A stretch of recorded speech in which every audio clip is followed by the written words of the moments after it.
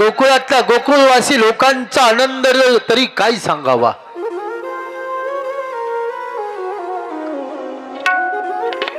का आनंद होता। अरे त्या गोकुळामध्ये रोहिणीलाही पुत्र झालेला आहे आणि यशोदेला पण पुत्र झाला। राजा काय आनंद सांगू तुला।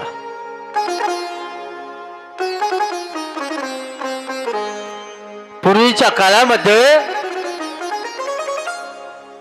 पूर्वीचे लोक असणारे कर भरीत होते पा, म्हणून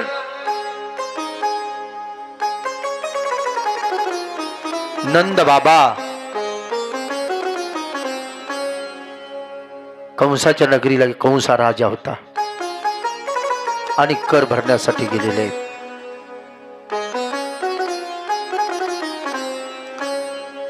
मथुरीला गेले, मथुरीला नंद बाबा, आणि जो काही कर असतो तो कर असणारा नंद बाबाने कंसाला दिला, लक्षात घ्या। पण येता येता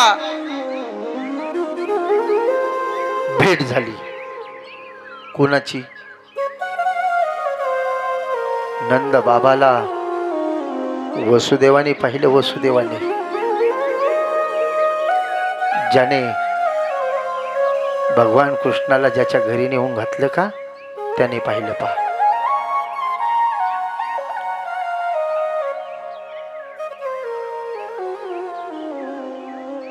आदर सत्कार केला। नंद बाबाची वसुदेवाची भेट झाली।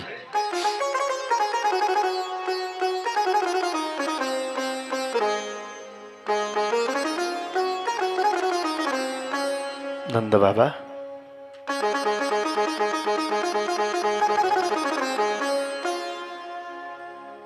देवकी मातेकडे पाहिलं, पण नंद बाबाने तर तिच्या हाताला पायाला बेड्या होत्या, लक्षात घ्या। जिच्या पोटी जगाच्या मालकाने जन्म घेतला तिच्या हातापायाला बेड्या होत्या आणि अशी कोंट्यात बांधून टाकली होती। जसं येड्या माणसाला बांधतात ना, तसं जगाच्या मालकाच्या आईला त्या कंसाने असं कोंट्यात बांधलं। नंद बाबाने तिच्याकडे पाहिलं, जिला 8 मुलं झाले पण पेण्यासाठी एक पण जवळ नव्हता। अहो तिच्या स्तनातलं दूध आटलं, दूध दूध दूध आटलं आटलं। काय वाटलं असेल त्या आईला। नंद बाबा तुला सांगू का, तुझा जो मुलगा आहे ना, वसुदेव बोलत होता तो तुझा नाही। काय बोलतोस तू? हो मी खरं सांगतो, तो कोणाचा आहे? तो देवकीचा आहे। नंद बाबाला आश्चर्य वाटलं, माझा मुलगा आणि हिचा कसं काय होऊ शकतो? हो बाबा, वसुदेव असणारी त्या मुलाची हकीकत सांगत होता। नंद बाबा सांगू का तुला? अरे ज्यावेळेस या कंसाच्या भीतीमुळे रात्रीच मी मुलगा असणारा गोकुळात आणून घातला, तो मुलगा माझा आहे, माझा। नंद बाबा म्हणला काही बी बोल जाऊ नकोस, तो माझा आहे। वसुदेवाच्या डोळ्याला पाणी आलं। नंद बाबा, अरे ज्यावेळेस मी माझा मुलगा तुझ्या घरी आणून घालतो तो ना, त्यावेळेस यशोदा ही सुपुस्ती अवस्थेत होती, झोपीत होती। तुला मुलगा जन्मालाच नव्हता, तुला मुलगी जन्मलती, मुलगी। यशोदेच्या पोटी मुलगी जन्मलती आणि हा माझा मुलगा आहे आणि तुझी मुलगी मी घेऊन आणतो। काही बी बोलू नकोस। हो नंद बाबा, खरं सांगतो तुला, अरे ज्यावेळेस माझा मुलगा मी तुझ्या घरी ठेवत होतो का, त्यावेळेस माझ्या डोळ्यातलं अश्रू सारखं एका चौकटी पडत होतं। त्या माझ्या अश्रूने ती चौकट सुद्धा झिजली। तू बघ, तिच्या चौकटीचा पुरावा आहे। तुझी पूर्ण घरातली चौकट जिथली चौकट. नंद बाबाला पटत नव्हतं. काही पण म्हणतोस तू, हे खोटं आहे. वसुदेव पटू सांगत होता, नंद बाबा अरे खरं आहे रे बाबा, मी तुला खोटं का सांगू. अरे तो माझा मुलगा आहे, माझा मुलगा आहे तो.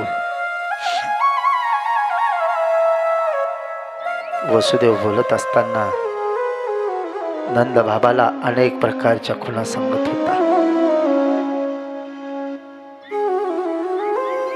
तुझा मुलगा आणि माझ्या घरी हो रे, तो माझाच आहे. आणि माझी मुलगी, तुझी मुलगी कंसाने मारली नाही तर ती हातातून सटकली, ती निघून गेली. तिने तर सगळं सांगितलं. नंद बाबाने विचारलं, वसुदेवा तुला एक गोष्ट सांगू का, तुझा मुलगा आहे तर नेमका माझ्याच घरी तो आणून का घातला सांग म्हणला. कृष्ण तुझा मुलगा होता ना, मग गोकुळात घालताना किती घर होते गोकुळात, नेमका माझ्या घरी का आणून घातलास, माझंच घर का गोसलं. वसुदेवाच्या डोळ्याला पाणी आलं आणि वसुदेव बोलत होता, बाबा हे नंद बाबा, ते तर मला कळालंच नाही रे.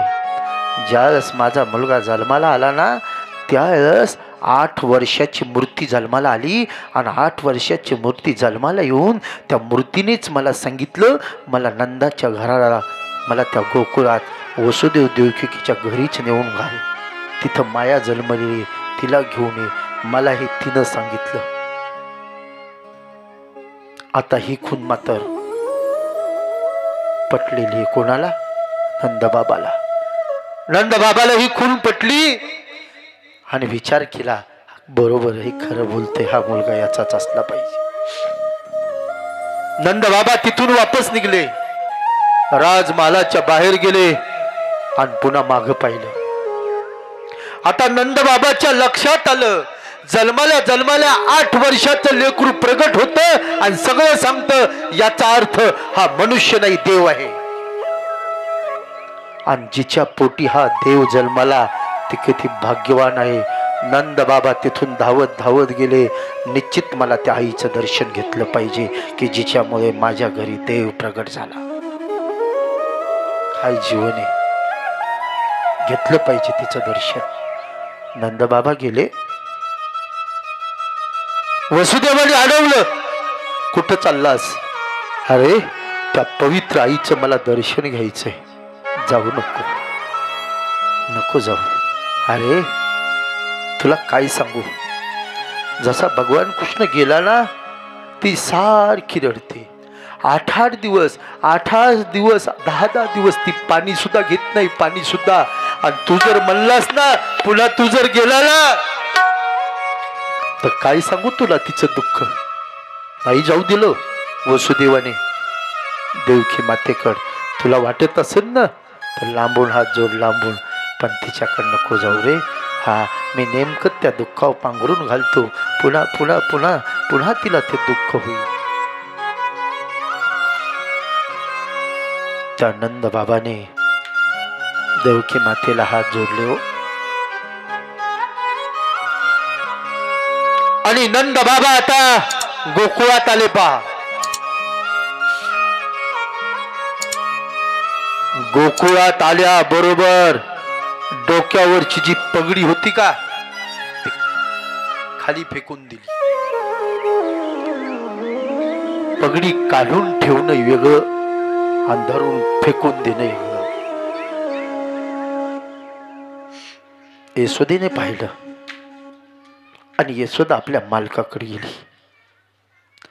नंद बाबा यशोदा नंद बाबाला विचारत होते, मालक असं कधीच झालं नाही, तुम्ही तुमच्या डोक्यावरची पगडी किती आदराने खाली काढून ठेवता, पण आज ती पगडी गळाली आणि तुम्ही फेकून दिली. नंद बाबाचे डोळे भरून आले. यशोदे, अगं हे जीवन आता भोजा वाटायले. काय सांगावा तुला. जो आपण सगळ्या गोकुळात आनंद लुटला ना, सांगू का तुला. नंद बाबा अंतःकरण भरून आलं. यशोदा किती आनंदात होती. तिच्या आनंदाला पारा नव्हता. आणि नंद बाबाला माहित होतं जेव्हा यशोदेला मी सांगन ना हा कृष्ण तुझा नाही तर मग किती दुःख होईल. यशोदे, अगं यशोदे, आज मी तुझ्याकडं दुःख घेऊन आलो. तुला मला एक गोष्ट सांगायची. सांगा ना, सांगा. तू विचारतेस ना मी डोक्यावरची पगडी का फेकून दिली. तुझी ऐकायची हिम्मत आहे. मी जे सांगणार आहे तुला एक काळजावर दगड ठेवून ऐकावं लागल आणि ते तुला दुःख झेलावं लागल तरच सांगतो. सांगा मालक, मी ऐकायला तयार आहे. आनंदात होती यशोदा. तेवढ्यात नंद बाबांनी सांगितलं, यशोदे, आपल्या घरात जो मुलगा आहे ना तो आपला नाही. काही पण म्हणता तुम्ही. हो यशोदे, तू झोपीत होती आणि झोपीच्या अवस्थेत तो गोकुळात नंद बाबाचा हा वसुदेव देवकीचा मुलगा आहे. तो सकाळच्या वेळी आपल्या तुझ्याकडे आणून ठेवला. तुझ्या पायी त्याला लोळत होता. तो आपला नाही मालक. असं काही. हो यशोदे, तुला खरं सांगतो, याला फक्त आपल्याला सांभाळायचं ग. ही जिम्मेदारी आपल्यावर. याला भीती आहे यशोदे. हे कोणाला सांगू नको तू माझा मुलगा आहे म्हणून. नाही म्हणून. का? कोणाची भीती आहे याला. नंद बाबा सांगत होता, यशोदे, आपला मुलगा नाही पण आपला म्हणून सांभाळायचा. याला कंसापासून भीती आहे तुला सांगतो. म्हणून ही ठुई आहे. ताई चाप. काय वाटलं असं त्या आईला. जी आई झोपीत होती, झोपीच्या अवस्थेत माया नावाला उचललं, जगाच्या मालकाला टाकलं. त्या आईला असं वाटलं की हा मुलगा माझाच आहे. आता यशोदेला एक भीती होती, हा माझा मुलगा नाही पण निस्ता सांभाळायचा. पण जेव्हा हा मोठा होईल, जेव्हा याला कळल माझे आईबाप दुसरे आहेत, किंबहुना ते नेण्यासाठी येतील, तर माझं काय होईल. काय होईल. कारण यशोदा माता भगवान कृष्णाला सोडून जगू शकत नव्हती. पुढचं दुःख यशोदेला आजच आठवत होतं. मालक, याला तर सांभाळायला मी तयार आहे, पण खरं सांगू का, मी तोपर्यंत जगणार जोपर्यंत माझा कृष्ण माझ्या सोबत आहे. पण ज्यावेळेस हा मला सोडून खऱ्या आईकडे जाईल ना, त्यावेळेस मालक मी नाही जगणार, नाही जगू शकत. काय प्रेम आहे, काय जीवन असतं माणसाचं. भगवान कृष्ण होते तसे. सुखदेव सांगतात, राजा, त्या यशोदेचं दुःख, किती दुःख आहे यशोदेला. अहो, आपला मुलगा नाही म्हणल्यानंतर यशोदेला दुःख तरी किती झालं. काय दुःख असेल त्याचा विचार करा. पण आता आपला आहे म्हणून सांभाळायचं, पण त्याला सोडून नाही राहणार. सुखदेव सांगतात, राजा, इकडे कंसाची झोप उडाली. झोप, कंसाची झोप का उडाली. ज्या वेळेस कंसाला त्या मायेने सांगितलं होतं, मला मारणारा, तुला मारणारा कुठेतरी जन्मलेला आहे, आता त्याला मारायचंय. कसं मारायचो. कंस भगवान कृष्णाला मारण्यासाठी विचार करत होता आणि तेवढ्याच समोरून पुतना जात होती. पा कंसाने पुतनेकडे पाहिलं. पुतना, काय सांग, तू काय कर, कुठेतरी माझा शत्रू असणारा वाड्यात आहे, त्याला मार. पण फक्त मायेनी जन्माला म्हणून सांगितला, पण कुठं जन्मला, काय जन्मला याचा पत्ता मायेनी दिलेला नाही. मग आता ह्या 5-6 दिवसात कुठं जन्माला असन, कोणत्या नगरात असन, कुठं असन, कोण बघत होतं? माया माया विचार करत होती जन्माला कुठं असन. काहीच नाही. मायेला सांगितलं आजपासून 7-8 दिवसात जे लेकरं जन्मले ते सगळे मारून टाक. सुखदेव सांगतात राजा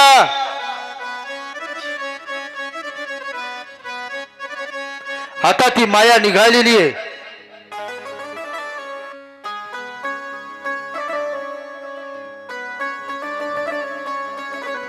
आणि माया जात असताना त्या मायेने सुंदर अशा प्रकारचं देवांगणेचं रूप घेतलं. देवांगणेचं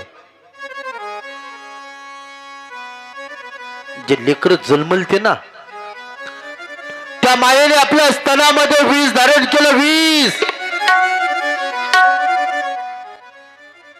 आणि विष धारण केलेले जन्मलेले लेकराला ती विष पाजित होती, मारित होती. लक्षात ठेवा.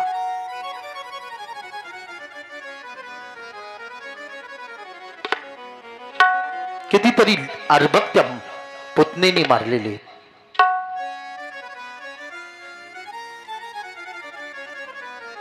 किती किती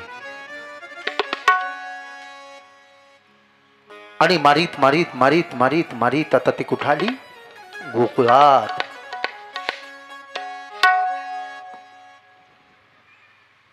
सुखदेव सांगतात राजा नामा मने आली नंदाची या घरा. नामदेव महाराज सुंदर सांगतात स्वरूप सुंदरा देवंगना. काय देवंगनेचं रूप घेतलं. यशोदेने पाहिलं हे माय कोण आहेस तू? ए यशोदे मला ओळखलं नाहीस? अगं मी तुझी तर मानलेली बहीण आहे. तिला वाटलं असं आसन कोणी ये बस. आणि यशोदा तिला देवंगनेचं रूप घेतलं. चहा करण्यासाठी आत गेली. तेवढ्यात तिनं माये त्या पुतणीने असणार भगवान कृष्णाला पाळण्यातून उचललं आणि आपल्या स्तनाला लावलं. त्या पुतणीने ज्या स्तनामध्ये विष धारण केलं त्या स्तनाला जगाच्या मालकाला लावलं. पा भगवान कृष्णाला तिचा जे विष होतं ते सगळं विष प्रशांत केलं. पा आणि शेवटी प्राण शोषण. प्राणच डोळे फिरत होते. आता सोडित नव्हता तो. तुम्हाला सांगू का त्याच्या नादी लागायचं नाही. त्यांनी जर एकदा पकडलं ना आपल्याला तर पुन्हा तो सोडित नाही. ते भूतच तसं आहे. पा हा एकदा पंढरपुराचं भूत जर तुम्हाला लागलं ना हा पंढरीचे भूत मोठे पंढरीचे भूत मोठे पंढरीचे भूत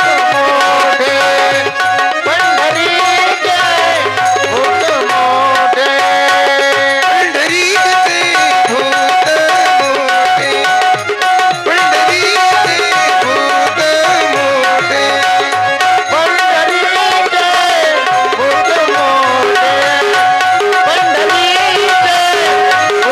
मोठे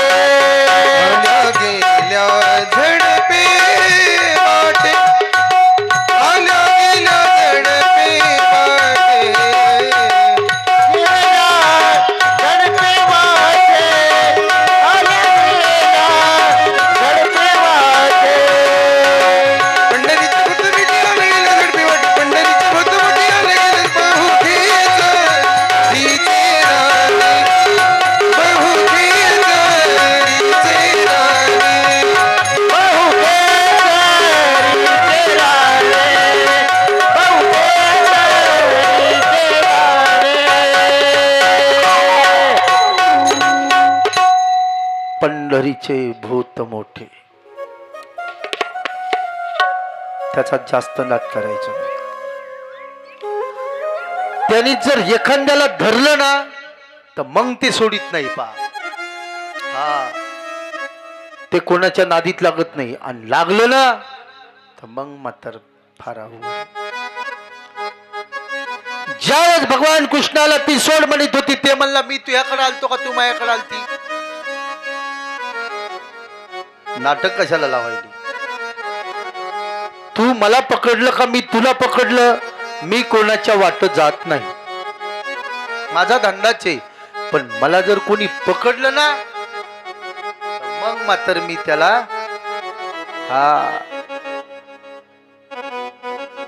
मग नाही सोडी, नाही सोडणार म्हणलं. आता तुला पुतण्याने गरगर गरगर डोळे फिरवले, पांढरे डोळे केले, पण जगाचा मालक सोडील का हो?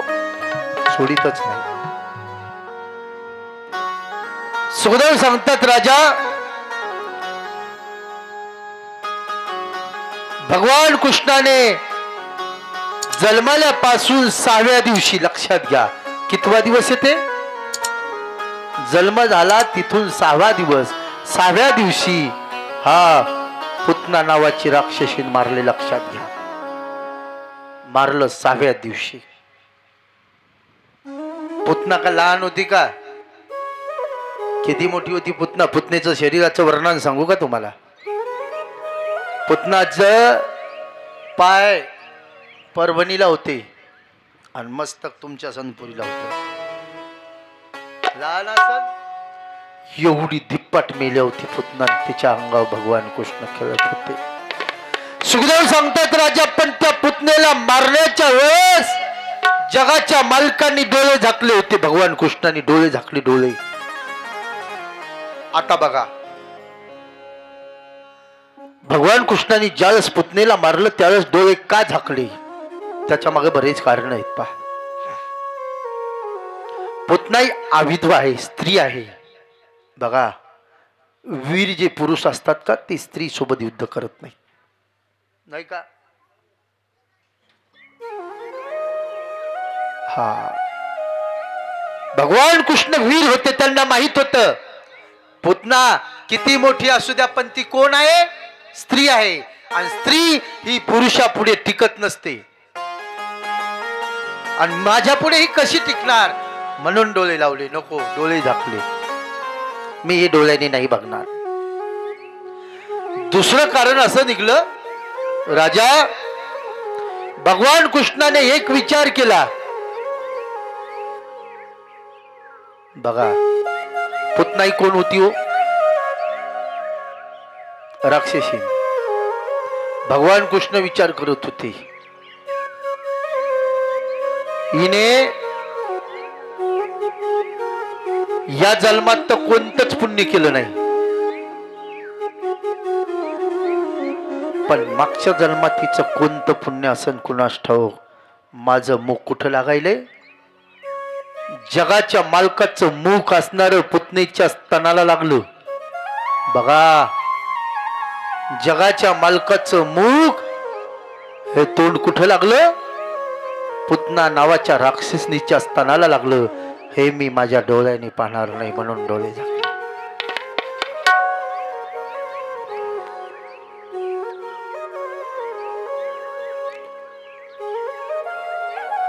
सुखदेव सांगतात, राजा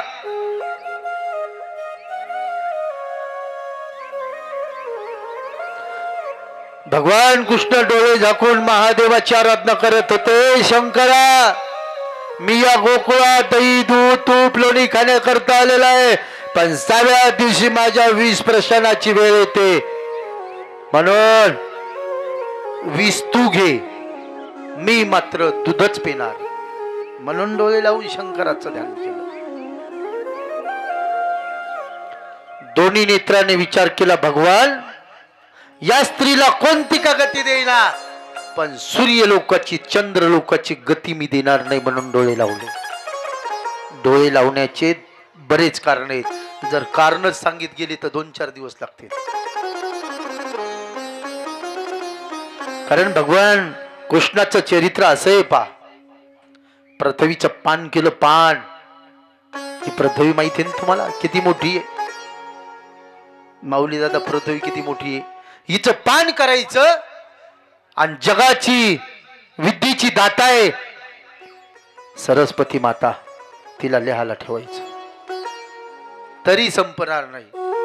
बघा, एवढं चरित्र भगवान कृष्णाचं मोठं आहे. तिला आपण एक अर्ध्या तासात काय सांगणार? सुखदेव सांगतात, राजा पुतना आता मारले गेली, तिचा उद्धार झाला.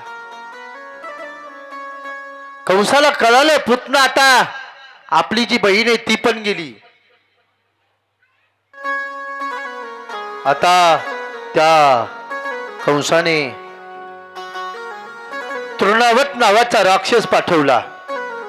त्या तृणावत नावाच्या राक्षसाने वाऱ्याचं रूप घेतलं, वाऱ्याचं, आणि ते वाऱ्याचा सणाना आवाज येत होता. तो वारा गोकुळात घुसला. भगवान कृष्णाला त्या वाऱ्याने आपल्या वर उचललं. वायुसिद्धी होता तो, पण भगवान कृष्णाने त्याला पण मारलेलं आहे. एकदा भगवान कृष्ण यशोदे मातेच्या मांडीवर झोपलेला आहे आणि सहज जांभळी दिली. जांभळी येते का नाही तुम्हाला?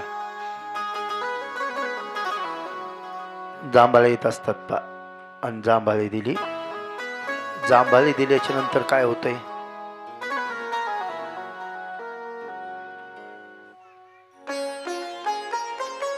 तोंड वासत आहे आणि त्या तोंडामध्ये पूर्ण ब्रह्मांड दिसलं.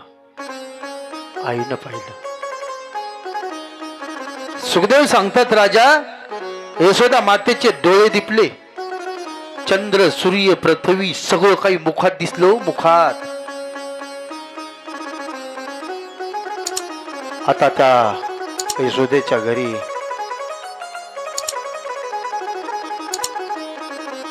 गर्गमुनी आले. ते गर्गमुनी असणारे भगवान कृष्णाचं भविष्य सांगत होते.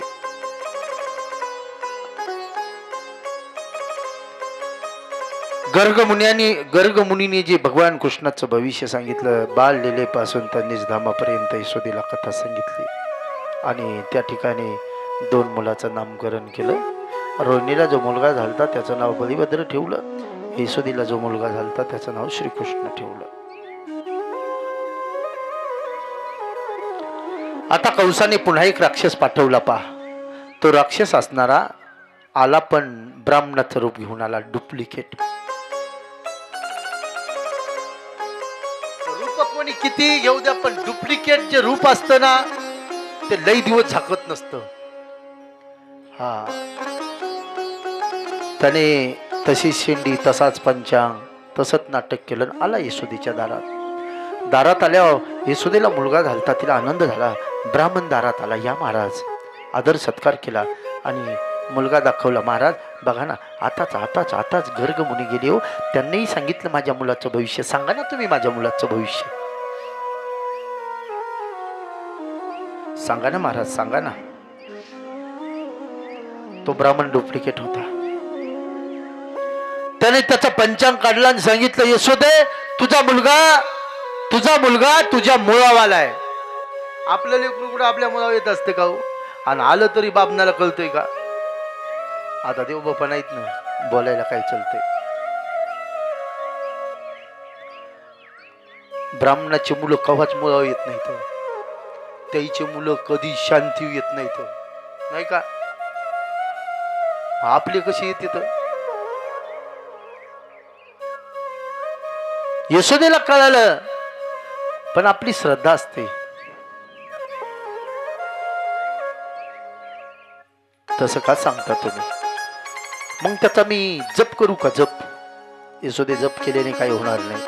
त्याला जिवंत काढलं पाहिजे, जिवंत. हे सहन ज्या पाळण्यामध्ये भगवान कृष्ण झोपले होते ते भगवान कृष्णाला सहन झालं नाही. आणि पूर्वीच्या काळात घरामध्ये भांडी-कुंडी असायची. पहा, पाळण्यात झोपलेल्या भगवान कृष्णाने त्या ठिकाणी ज्या पाटावर तो ब्राह्मण बसला होता त्या पाटाकडे पाहिलं. पाट असा सटकाला पाठीत जाऊन बसला, धडेल दिशी मागून. आता मात्र भेलं ते. मग भांडे कुंडी होते घरातले. असं भगवान कृष्णाने नजर फेकली त्या भांडे कुंड्यावर. सगळेच आधार झाले ना. मग मात्र ते भयभीत झालं आणि मग त्याने जे पंचांग घेतलं लागलो पळायला रस्त्याने. पण ते काय सोडते तर त्याच्या माग भांडी कुंडी. जय हो. काय फजिती झाली त्याची. जानव तुटली पंचांग पाटली.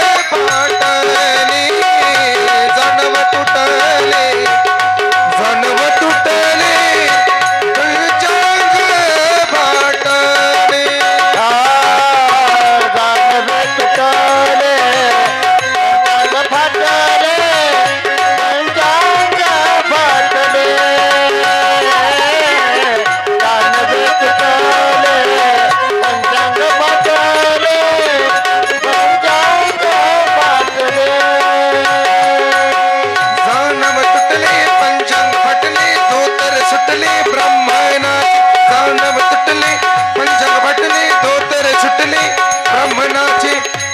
सुटले ब्रह्मणाचे ब्रह्मणाचे जानव तुटले जानव तुटले पंचांग पाळले जानव तुटले जानव तुटले पंचांग पाटले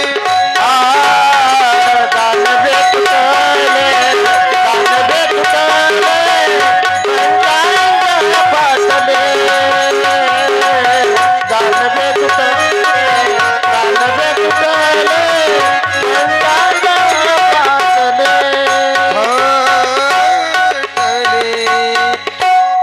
जानवे तुटले पंचांग फाटले. काय फजिती झाली त्याची. पण केवळ त्याने रूप ब्राह्मणाचं घेतलं होतं म्हणून भगवान कृष्णाने त्याला मारलं नाही. आता भगवान कृष्ण घरातली घरात त्या ठिकाणी रांगत होते, चलत होते, खोड्या करीत होते. रांगत रंगणी चोरी तलोनी धावून धरती गवळणी हो.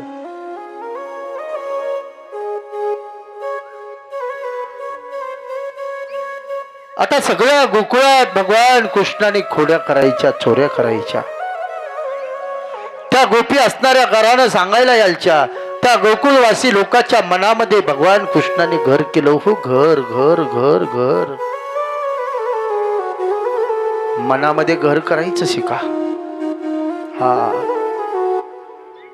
सगळं गोकुळ भगवान कृष्णावर प्रेम करत होत. सगळं गोकुळ.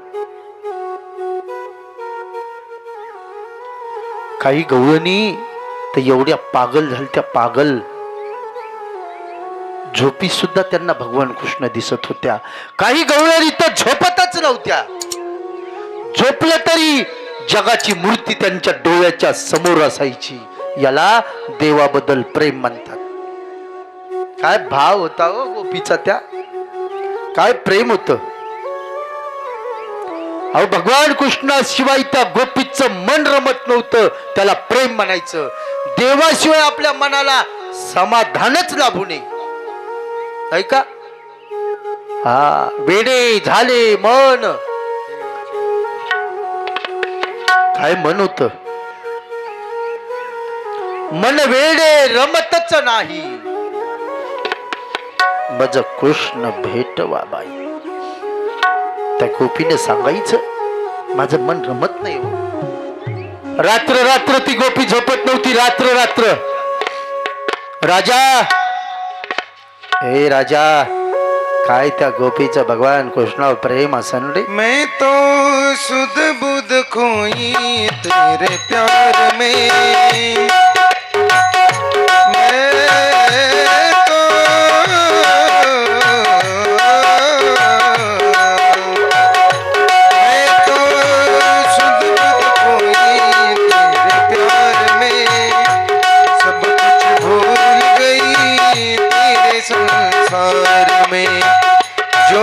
जला दे प्रीत लगा ले चरणों में ले ले वाले ओ बंसीवाले वाले ओ बंसीवाले वाले ओ बंसीवाले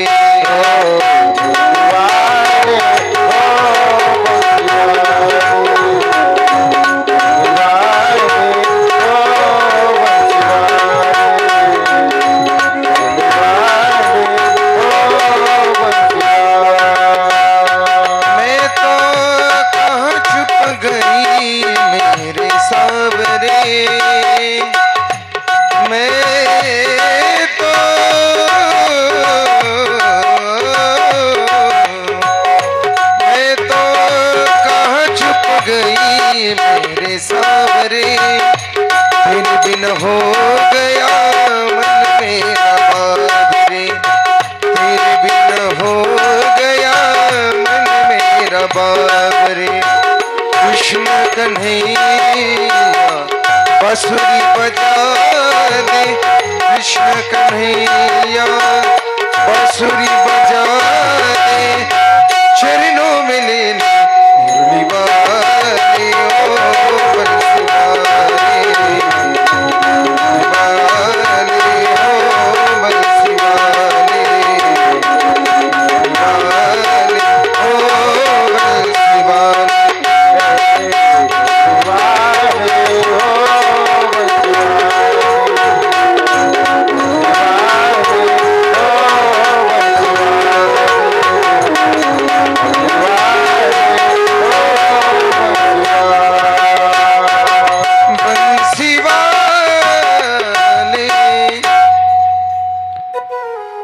प्रेम आहे त्या गोपीचं.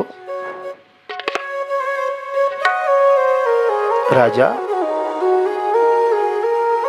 देवाबद्दल भाव आणि प्रेम कधी प्रगट होईल आपल्याला? त्या गोपीच्या मनामध्ये भाव प्रगट व्हायचा. भाव आला की प्रेम येत असतं, प्रेम असतं की देव आपल्या जवळ येत असतो.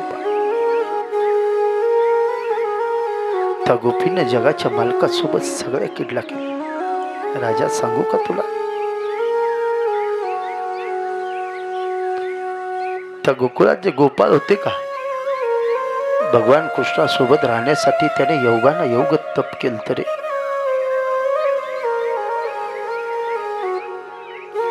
गोपीचं मन असणारं भगवान कृष्णाशिवाय रमत नव्हतं. काही गोपी तर इतक्या वेड्या झाल्या पहा. भगवान कृष्णामुळे त्यांनी आपल्या पतीचा त्याग केला, पतीचा, मालकाचा त्याग केला. काय प्रेम आहे हो! ज्या गोपीने राजा जगाच्या मालकामुळे घरादाराचा, आपल्या नवऱ्याचा त्याग केला आणि भगवान कृष्ण प्रेम करत होता. काय काय प्रेम असेल ते! शब्द लक्षात घ्या. प्रेम ही भाषा फक्त ये बिचाराकडे येऊ नका. बस प्रेमाचा अर्थ समजून घेतला पाहिजे. प्रेमाची व्यापकता समजली पाहिजे. जीवनामध्ये प्रेम हे सगळ्यात मोठे. आणि ती गोपी भगवान कृष्ण प्रेम करत होती. कोणी एक गोपी. भागवतामध्ये 18,000 श्लोक आहेत. प्रत्येक स्कंदामध्ये फक्त एवढीच व्याख्या आली, कोणी एक गोपी. पण कोण गोपी? कोण होती ती गोपी? माहिती आहे का तुम्हाला? कोणती गोपी होती भगवान कृष्णावर प्रेम करत होती? तिचं नाव आहे राधा. अरे, ज्या राधेचं नाव घेतलं ना, राधेचं नाव उलट वाचा बरं. काय होतंय?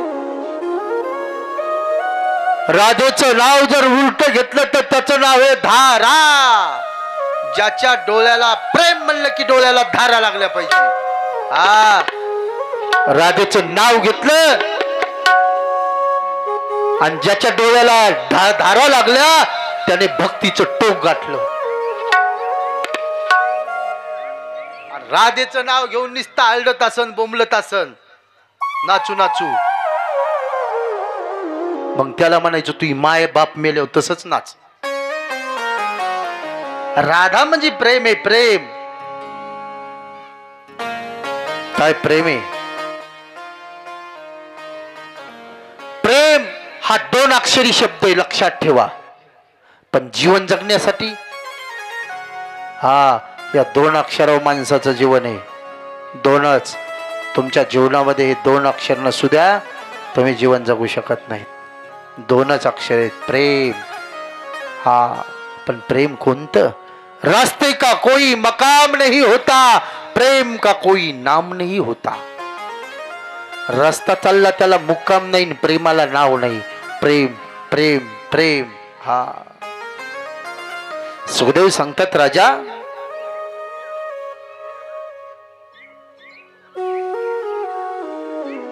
ते प्रेम गोपीचं होतं. प्रेम हा घराचा पाया आहे, लक्षात ठेवा. प्रेम म्हणजे काय? घरादारात प्रेम. तुमचं घर जर बांधलं त्याचा पाया जर मजबूत नसला तर भिंत चढत नाही, आणि चढली तर पडती. बांधता का तुम्ही बिना पायाची भिंत? बघा बरं बांधून, बघा एकदा, होतच नाही. का? पाया मजबूत लागतो. तसं घरामध्ये जर प्रेम असलं ना तर घर चालत असतं.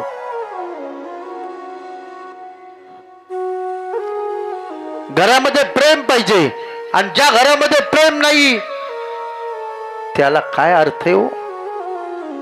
घर कसं पाहिजे माहितीये का तुम्हाला? घर असावे घरासारखे, नकोत निस्त्या भिंती, तेथे असावा प्रेम जिव्हाळा, नकोत निस्ती नाती. घर घरासारखं असलं पाहिजे, ते प्रेम जिव्हाळा असलं पाहिजे. नुसतं नातं काय उपयोगाचं आहे ते. सुखदेव सांगतात, राजा त्या राधेचं नाव घेतलं, भगवान कृष्णाचं नाव घेतलं की गोपीच्या डोळ्याला धारा लागत होत्या. आपल्या पण डोळ्याला धारा लागतात. डोळ्याला पाणी येते का नाही तुमच्या? कधी येतंय? एखाद्याला जास्त क्रोध राग आला की डोळ्याला पाणी येतंय. अश्रू दोन प्रकारचे असतात,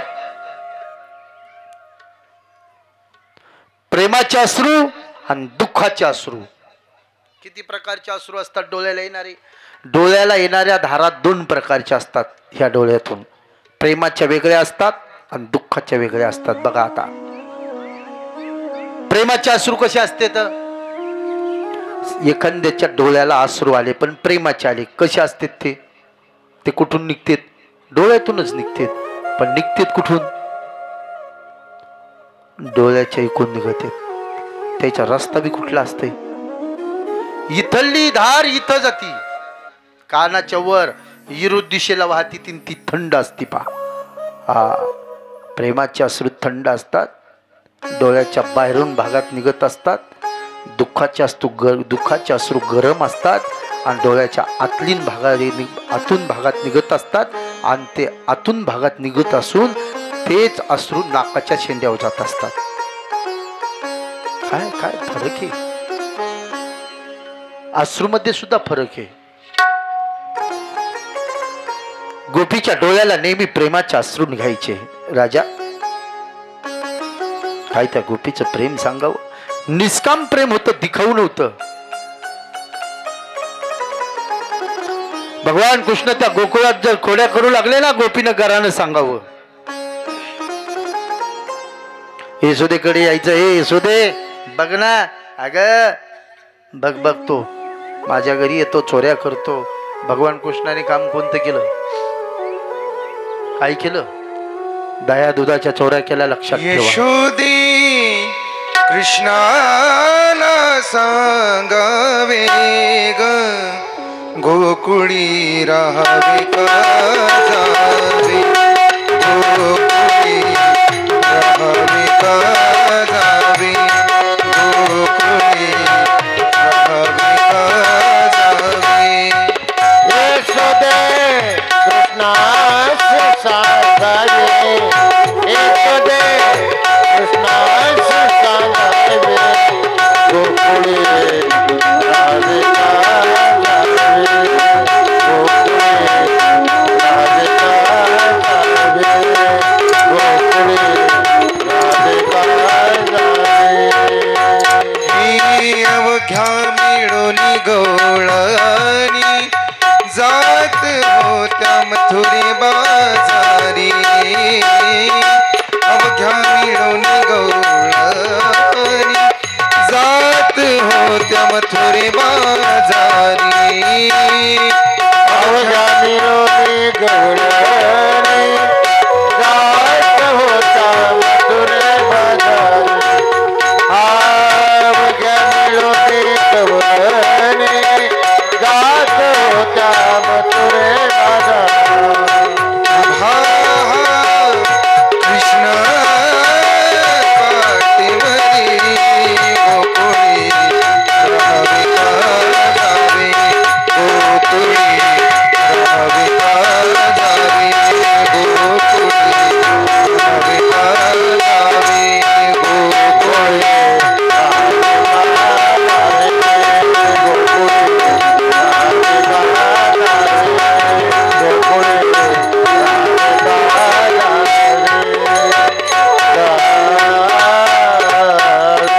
यशोदे कृष्णाला सांगावे, गोकुळी राहावे का जावे. सांग म्हणली. आम्ही राहू का जाऊ? सांग सांग.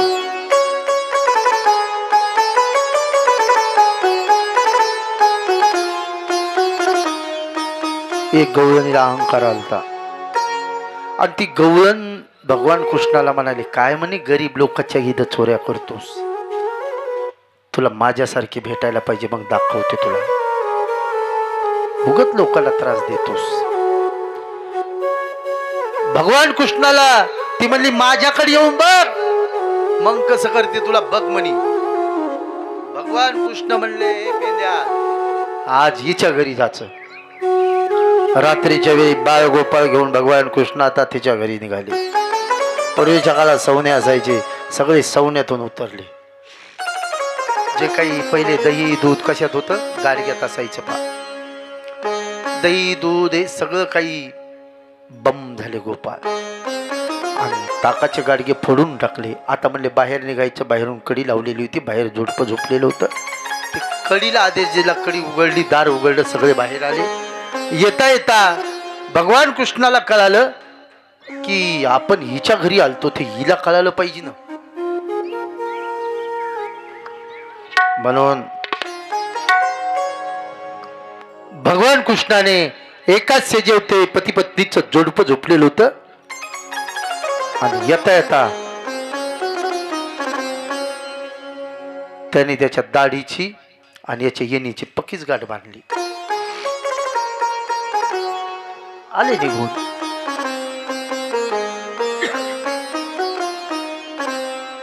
सकाळची वेळ झाली. सकाळचे 5 वाजले. गाईच्या धारा काढण्याची वेळ. पहिल्या काही अशी लाईटचा सुविधा नव्हती पा. पहिल्या चिमण्या असायच्या. कोणी गोड तेलाची दिवी लावित होतं, आणि ते जेवढं तेल आटलं की ते दिवा बंद होता. मग अंधार पडलेला होता. ती गोपी उठली, पण काय झालं माहिती का, तिच्या येणीला झटका बसला.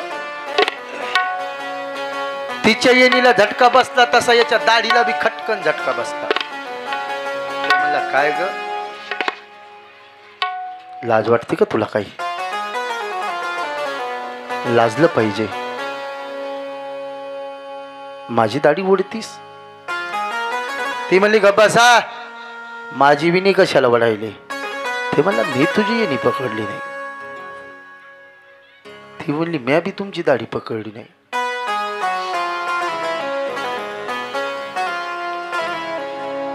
काय झालं नेमकं? त्याची दाढी बी भरली लांब लांब. पूर्वीच्या लोक दाढ्या राखीत होते, आणि पूर्वीच्या माय मावल्याच्या येण्या पण लांब लांब होत्या.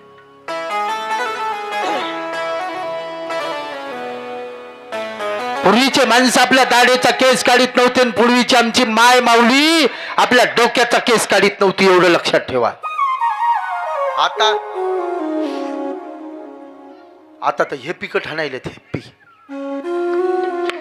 मागून दुणकत झाले. तर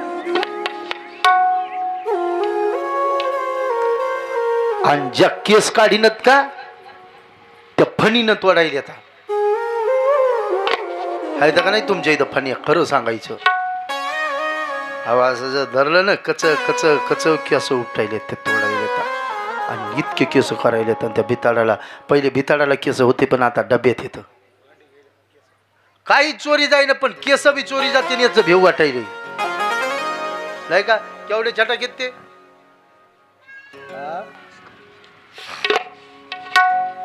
कोण म्हणलं 300 500? आजी म्हणायली 500. त्या काय म्हणायला आता 500 रुपये आहेत. माझ्या घरचे भांडे सगळे अर्धे त्याचेच आहेत नाही का? ते केस 500-200 रुपये छटाक नाही का? आमच्या घरची, आमच्या संसारात सुद्धा निम्मी भांडी त्याचीच आहेत. तुमचं आमचं सारखंच आहे, असं काही नसतं. मला एक जरा आमच्या घरची म्हणली येऊ फणी आणा ना फणी. मी म्हणलं फणी कशाला? ते म्हणजे आणा ना. मी पाहिली फणी, ती अशी कच लागली. मी म्हणलं हे काय? आणि केस ठेवायला तिनं डब्बा केला. मी म्हणलं केस डब्यात का? ते मी तुम्हाला नाही माहीत. म्हणजे 300 रुपये छटाक चालू आहेत, 500 रुपये छटाक केस आहेत ते. या म्हणलं असं रोज बी फणीनं तोडल्यापेक्षा एकदाच वारकाला बोलितो. ऐका, तुम्हाला सांगू का, पूर्वीच्या काळात आमची माय माऊली डोक्याचा केस काढीत नव्हती, आणि फणीनं जरी विचारला ना, फणीनं डोकं विचारायची, पण केस जमिनीला स्पर्श करू देत नव्हती. तो मेलेला केस, निघालेला केस जमिनीवर पडता कामा नये. तो एक केस जर माझ्या माय माऊलीचा जमिनीवर पडला आणि जमिनीला त्या केसाचा स्पर्श झाला, तर मालकाचं 42 दिवसाचं आयुष्य कमी होत असतं. किती दिवस? कोणाकोणाला मालकाचा काटा काढायचं तर मला माझ्याकडून शिका. 42 दिवस भुगत त्याचा. कशाला वाचन ते? त्याला आयुष्यच किती का असते. आधी तुमच्या धसकीनं अर्धा झिजलाय.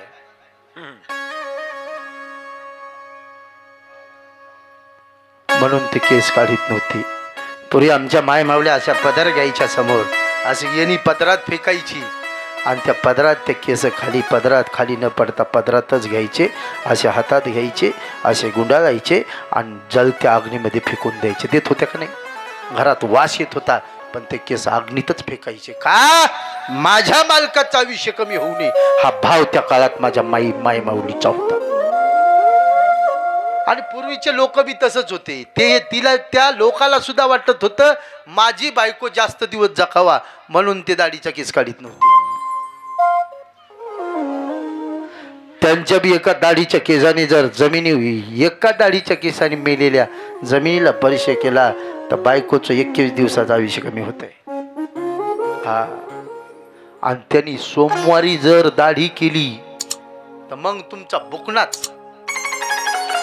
त्याला सांगायचं कवा दाढी कटिंग करायची कर, पण सोमवारी करू द्यायची नाही त्याला. हा, द्वादश आणि सोमवार या 2 दिवशी शास्त्राचा नियम आहे. आणि द्वादशीला सोमवारी जर दाढी कटिंग करून येत असेल तर म्हणायचं हे आपल्या मुळावर आहे. हा, सुखदेव सांगतात राजा, तिनं कधी आपल्या डोक्याचा केस काढला नाही आणि पण काढला नाही.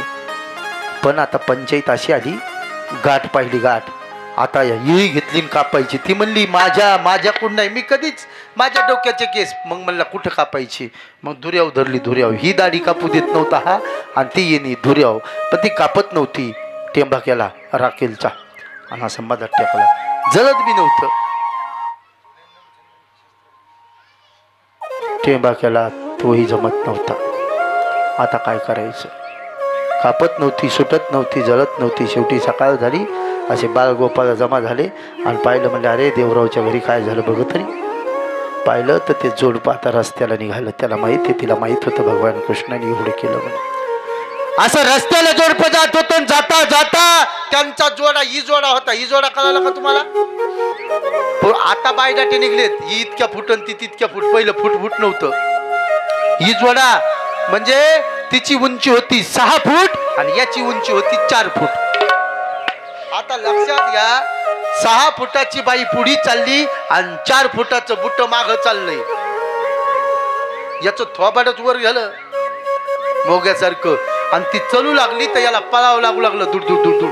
ते मला दमानी चलती म्हणजे याच्यापेक्षा दमानी नाही जमत. फजिती झाली, फजिती. आणि ते जोडपं असणारे भगवान कृष्णाच्या नंदाच्या दाराला आलं. भगवान कृष्णाने खिडकीतून पाहिलं, खिडकीतून गोपीच्या डोळ्याला दारा लागलाय. भगवान, माझा जो अहंकार आहे तो निघून गेला आहे, माफ कर माफ कर माफ कर. जगाच्या मालकाने त्या गाठीकडे पाहिलं, गाठ सुटली. हा राजा, भगवान कृष्णाने अनेक खोड्या केल्या, अनेक चोऱ्या केल्या. जो गवळणीचा अहंकार होता आता तो निघून गेला. राजा, भगवान कृष्ण चोऱ्या करीत होते, खोड्या करीत होते अनेक प्रकारच्या. पण चोऱ्या कशा केल्या भगवान कृष्णाने माहिती आहे का तुम्हाला? ज्यावेळेस गोपाळासोबत भगवान कृष्ण खेळत होते, चोऱ्या करीत होते, ते गोपाळ साधारण नव्हते. जेवढं गोपीचं भगवान कृष्णावर प्रेम होतं, त्या गोकुळातल्या गोपाळाचं सुद्धा तेवढंच तेवढंच तेवढंच भगवान कृष्णावर प्रेम होतं. काय सांगावं?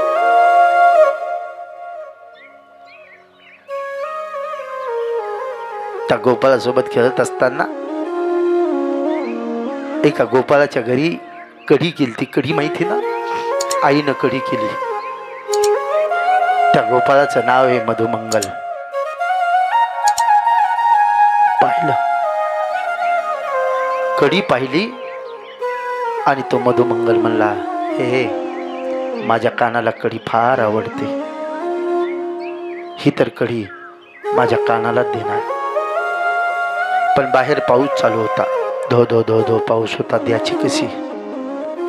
आईनं सांगितलं मधुमंगल कडी तू खाची. कुठं नेण्याच्या भानगडीत तिला माहित होतं हा हे घेऊन जाईन त्याला. इथंच खाची, इथंच वाटी दिली, इथंच. मधुमंगलाला वाटलं वाटी घेऊन जावा तर पाऊस चालू आहे आणि आई जाऊ देत नाही. आणि ही कडी तर माझ्या कानाला दिलीच पाहिजे, त्याला आवडती. त्या मधुमंगल गोपाळाने असणारा जी कडी होती त्या कडीचा घोट घेतला तोंडात आणि वाटी रिकामी केली. आईला फक्त वाटी रिकामी पाहिजे. आई ह आणि तशीच गुळणी घेतली. जी कडी होती ना, जेवढी गुळणी होती त्याच्या दीडपट ती आता तोंडात वाळली. आता तोंडात का वाढती? पाण्याचा घेतलेला तो घास जो असतो, पाण्याचा घेतलेला गुळणा जो असतो, कढीचा घेतलेला गुळणा जो असतो, अन्नाचा घेतलेला घास जो असतो ना, तोंडात गेल्याच्या नंतर वाढत असतो का? त्याच्यात लाळ घटमळत असते पा लाळ, आणि लाळीच्या साह्याने तो आत जात असतो.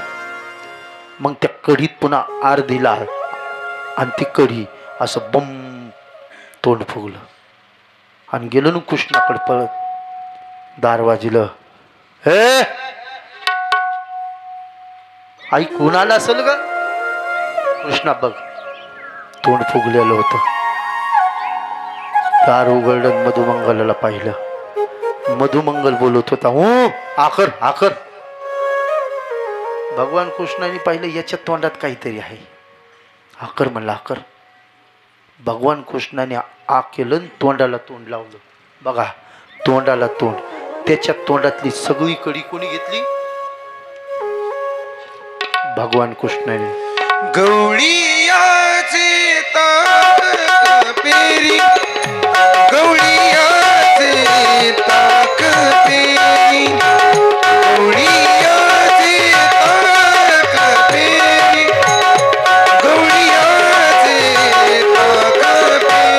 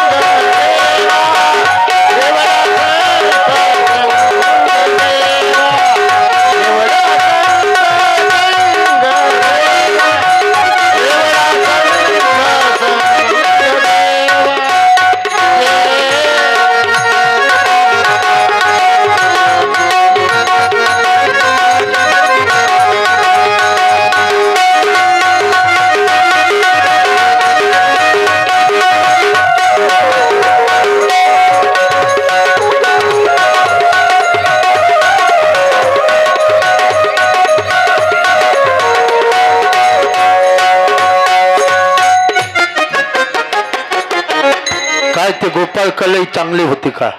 गवळ्याची बघा. त्या मधुमंगल नावाच्या गोपाळाने आपल्या तोंडातली उष्टी कडी कोणाच्या तोंडात टाकली हो? अर्धी लाल आणि अर्धी कडी. घेता का दुसऱ्याच्या तोंडातल्या गुळणा आपल्या तोंडात घेता? प्रेम शब्द बोलणं सोपं आहे. हा का? त्या गोपाळाच्या मनात भाव होता त्याच माझ्या भगवान कृष्णाला माहित होतं माझ्यावर त्या गोपाळाचं प्रेम आहे. म्हणून त्यांचं उष्ट घेतलं, उष्ट तोंडातलं घेतलं, याला प्रेम म्हणायचं.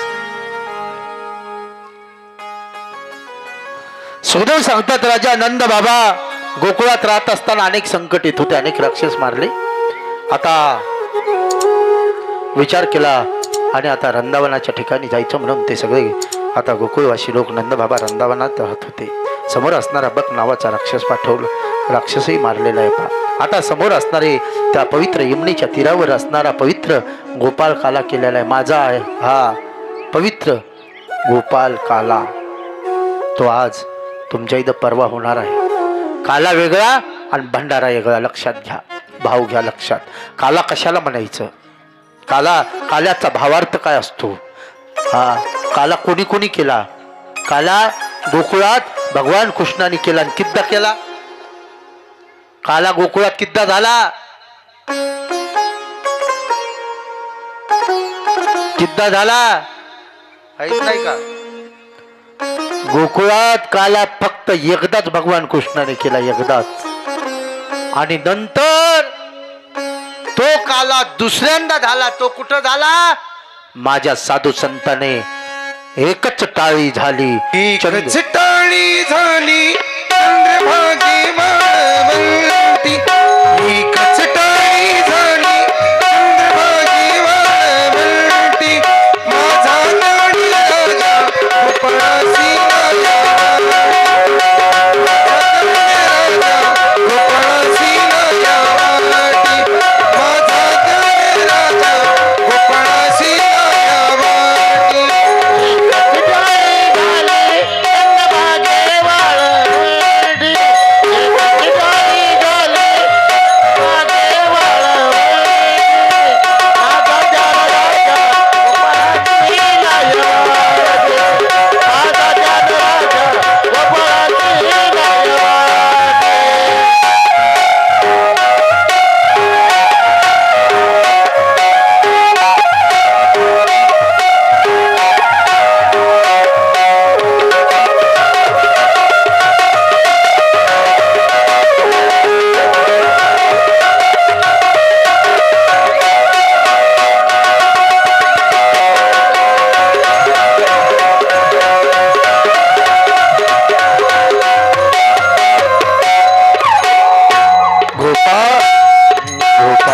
कृष्ण भगवान की जय जय.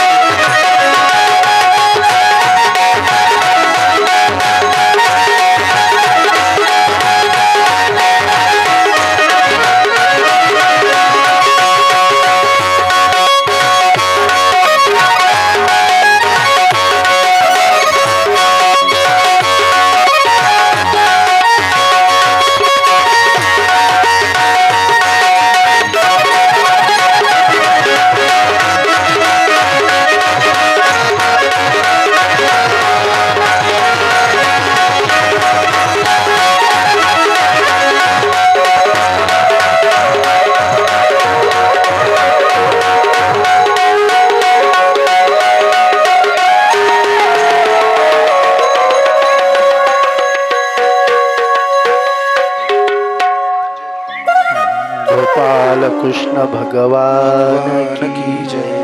जय जय श्री राधे राधे जय जय श्री राधे जय जय श्री राधे श्याम।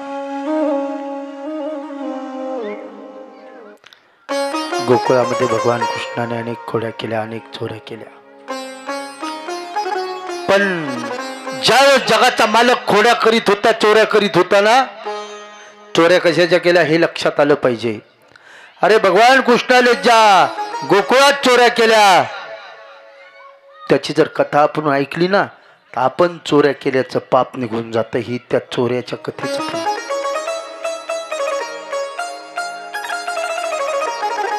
जगाच्या मालकाने चोरी केली, पण कशाची केली? दही, दूध, तूप, लोणी.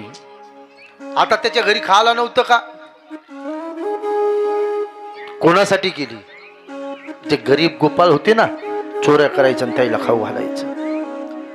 कारण भगवान कृष्णाच्या घरी तर काही कमीच नव्हतं. पहा, भगवान कृष्णाच्या घरी गायी किती होत्या हो? 9 लाख गायी होत्या. 9 लाख. आई तुझा मी एकुलता एक आणि गायी राखितो 9 लाख. बघा, ज्याच्या घरीत 9 लाख गायी आहेत त्याला दुधाला काय कमी आहे, पण चोऱ्या का करीत असं? तुम्हाला सांगू का, भगवान कृष्णाने चोऱ्या केल्या पण त्याच्या चोऱ्या सपादल्या. भागवत शास्त्रामध्ये असं सांगितलं, चोरी करण्यापेक्षा चोरी सपादली पाहिजे. नाही का? आपण चोऱ्या केलेल्या सपादत आहेत का? न्या बरं चालता चालता दुसरीची चप्पल.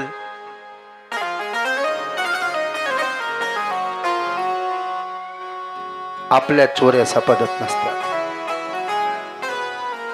त्या कोणाची गेली काय चप्पल?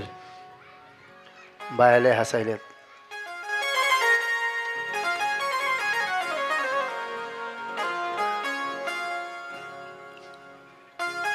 चोरी करीत असताना चोरी सपादली पाहिजे. कशी चोरी केली पाहिजे?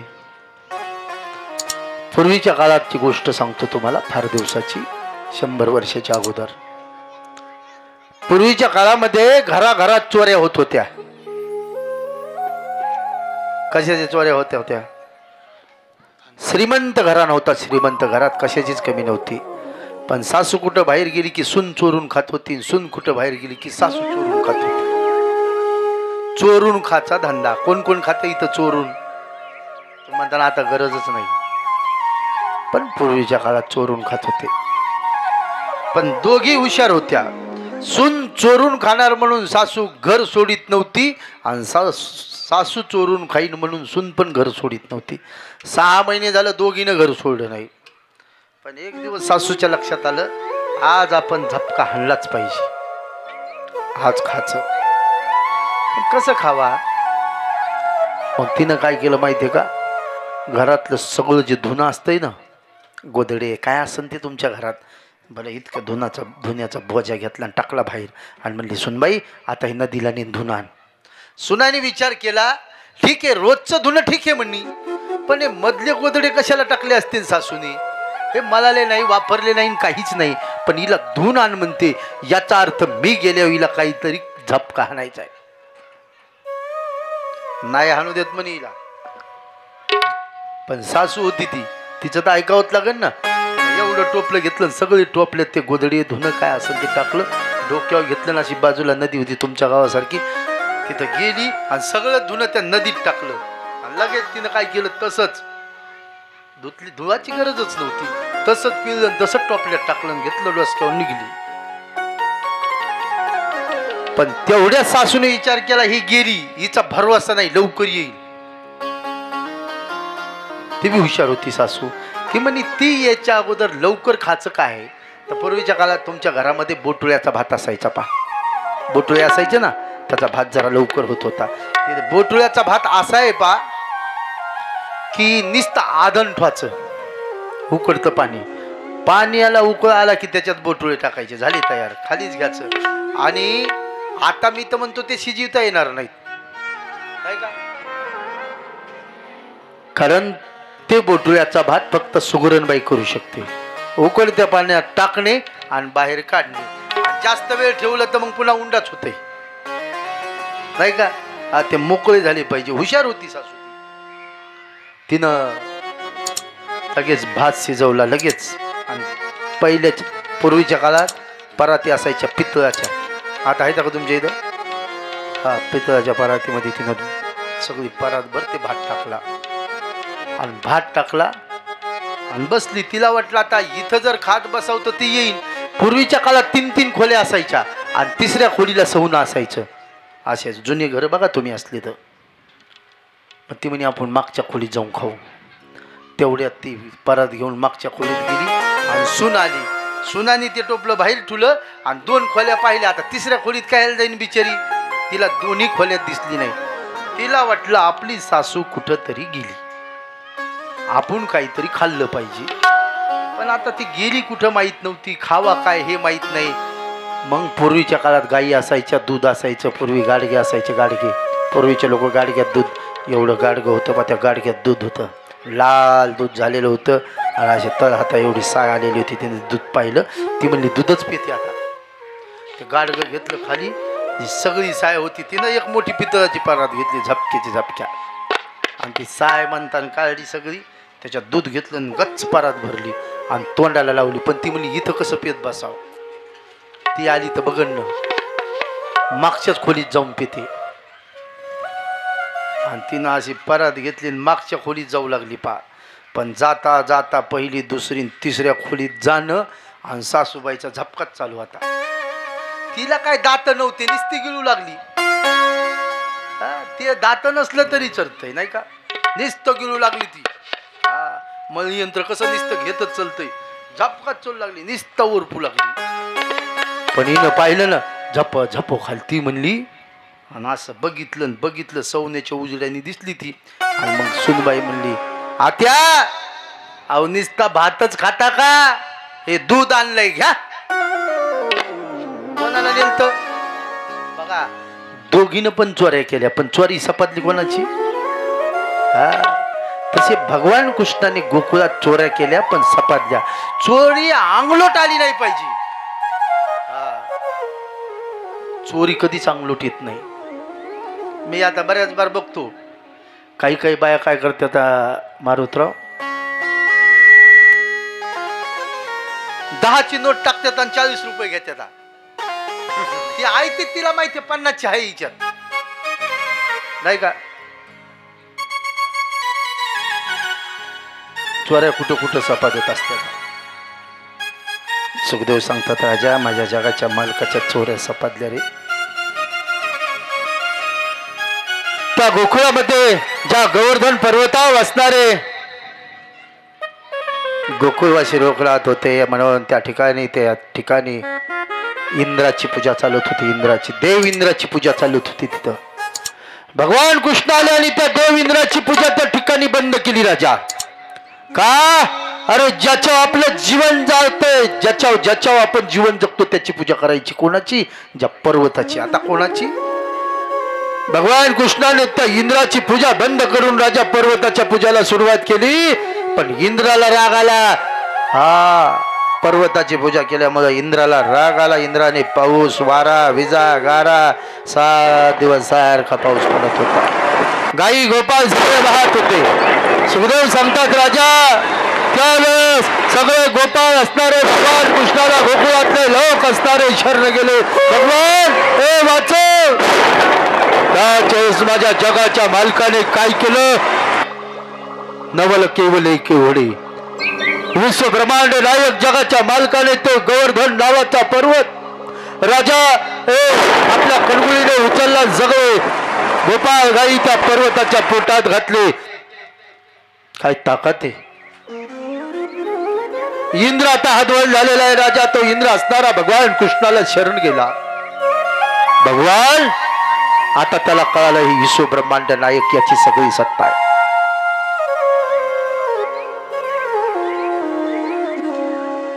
समोर असणारी एक एकादश होती. नंद बाबा किती पुण्यवान होते बघा. नंद बाबाच्या पुण्याचा जे पुण्य होतं का वाढत होतं माहितीये का. माझे नंद बाबा एकादशीचं व्रत पाळत होते. एकादशीचं व्रत पाळत होते. द्वादशी दिवस होता. द्वादशीच्या दिवशी नंद बाबा यमुनेला स्नानाला गेलते. आपल्या सप्त्यामध्ये एकादश आहे ना, कधी आहे बघा. तुम्ही किती पुण्यवान लोक आहात. तुमच्या या कार्यक्रमामध्ये एकादश आहे, हे आपलं परम भाग्य आहे. हा किती मोठी भाग्य. आणि एकादश भागवत समाप्ती. तुम्ही एकादश धरताना उद्या इमानदारीनं सांगा, बालकाच्या समोर बोलायला तुम्ही. आणि एकादश नाही उद्या धरली की पुढच्या सप्त्याला हे जगू येऊ दे मला म्हणतात. मग खोटं बोलायचं नाही. नाही धरायचं तर नाही म्हणा, मला काय करायचं नाही का. हा सगळ्यांनी उद्या एकादश धरायची. सगळ्यांनी एकाने सुद्धा एकादशीचं अन्न पाणी खायचं नाही. पा का पुन्हा धरू नका तुम्ही. मी तुम्हाला दर एकादश धरा म्हणणारच नाही, पण किमान आपल्या जीवनामध्ये आषाढी, कार्तिकी आणि सप्त्याची बघा. वर्षात तुम्ही 3 एकादशी धरा. किती काय अडचण आहे तुम्हाला. हा खाला